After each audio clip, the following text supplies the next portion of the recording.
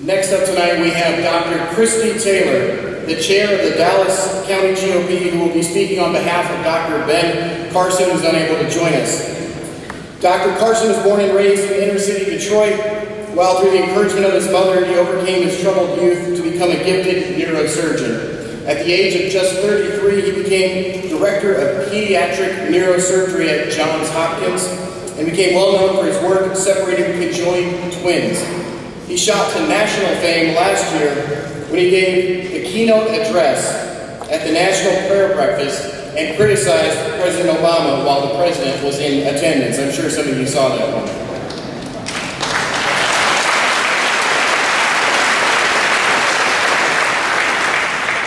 A consistent advocate for people of faith, please join me in welcoming Dr. Christi Taylor on behalf of Dr. Ben Carson.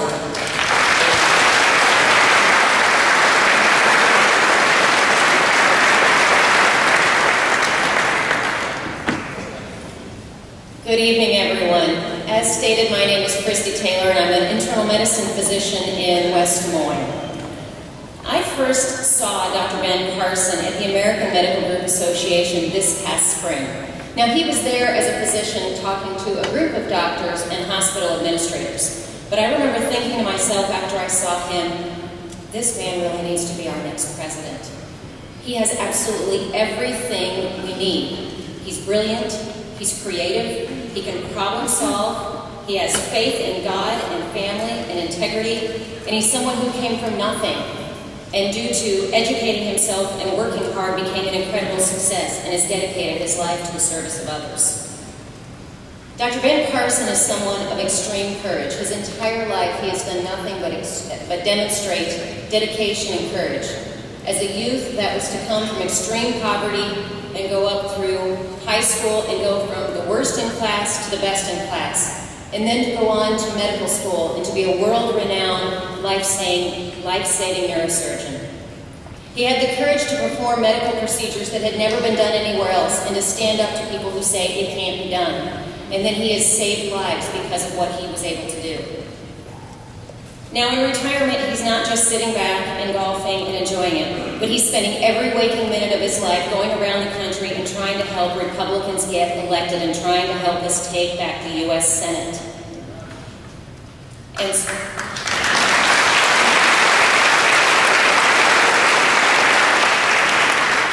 he's had the courage to write many books about the condition and the state of our nation, and frankly just calling it like it is, and not believing or wanting to participate in political correctness as you saw in the National Prayer Breakfast.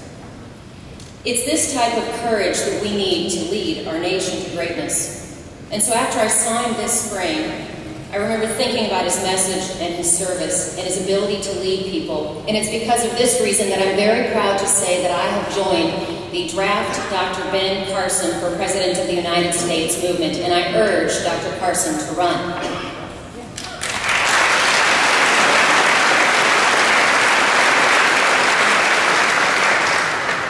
So I've been asked by even some close friends, well, Christi, what about his political experience? Well, here's the thing. I'm a doctor. I tend to want to fix things. I see a problem, I want to find a solution. And I'm seeing a country that's broke. I'm seeing a country that's in utter crisis. We're at a time where our freedoms and our foundations that this country was founded on are not just eroding away, but they are being taken away by this current executive and federal branch. We're in an absolute crisis, and when it's in times of crisis, you need a leader who can lead you out of a time of crisis. Now, years ago, when Steve Jobs was forming Apple, he brought a man named John Sculley on. Sculley was the CEO and marketing genius for PepsiCo. He had no computer experience whatsoever. But Jobs said to him, you want to make sugar water forever, or do you want to do something special? And so Apple became what it is, the great, inventive, wonderful company under the vision of Steve Jobs, but the leadership of John Sculley. And in the 90s, when IBM was in serious trouble, they brought in Louis Gertner. Louis Gertner had worked for Nabisco, had no computer experience, but it was his leadership and his vision and his ability to bring people out of times of trouble and again into prosperity that they brought him onto IBM.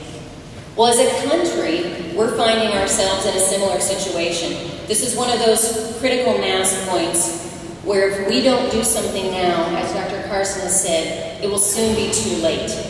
So we need the courage and the leadership abilities of Dr. Ben Carson to lead us once again to greatness and to take over the freedoms that belong to the individuals, take them back from the current president and put them back into the hands of people where they belong. This is what Ben Carson stands for, and why I strongly urge him to run for President of the United States. And I would urge you to join me in this. Thank you.